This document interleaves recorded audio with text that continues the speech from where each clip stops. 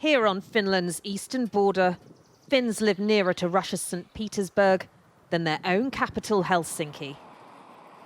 Geographically close, they've rarely felt more politically distant from their neighbour. Russia has been to this area both a blessing and a curse. Of course, we depend very much upon the trade with Russia, but then on the other hand, there is this part of Russia that is very, very bad. And this is the border here now, so we're looking now into Russia. Born and bred up by the border with Russia, for years Rita backed Finland's neutrality. Then President Putin invaded Ukraine, and suddenly being in NATO seemed like a much safer bet.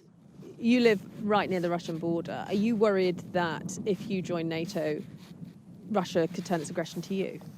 That is why we are joining NATO. Yeah, that's the reason. Why? Because we need more power, you see. Russia is a country that respects only power, nothing else. A power needs a counterpower. Now we will have it with NATO. As a result of that, we have today a historic day. Finland's leaders agree, today confirming they'll apply to NATO once Parliament approves. Prime Minister, how worried are you about retaliation from Russia if you do join NATO?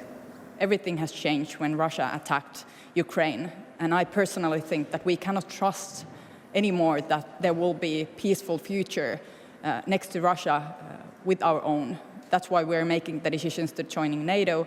It's an act of peace that there would ever again be war in Finland. I have written a book from my childhood. Seppo remembers the last battle with the then Soviet Union. As a child, he saw the bombs dropping.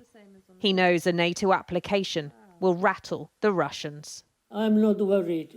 Relations are now very bad with Putin's government, but they are not so bad that they made an attack here. No, I don't think so. I'm not afraid, but I'm sad. But possible Russian retaliation could mean more economic pain. COVID and the war in Ukraine have already hit these frontier areas hard. Russian tourism has dwindled. Now traffic trickles through checkpoints. Maria is one of around 80,000 Russians living in Finland. She's furious with President Putin. I think he's a terrorist. Because of him invading Ukraine? Of course. And because he's flashing all the Russia through in the toilet, into the toilet. It's all his, he hates Russians, he hates all the nations. He's killing the Russia. He's not a patriot, really.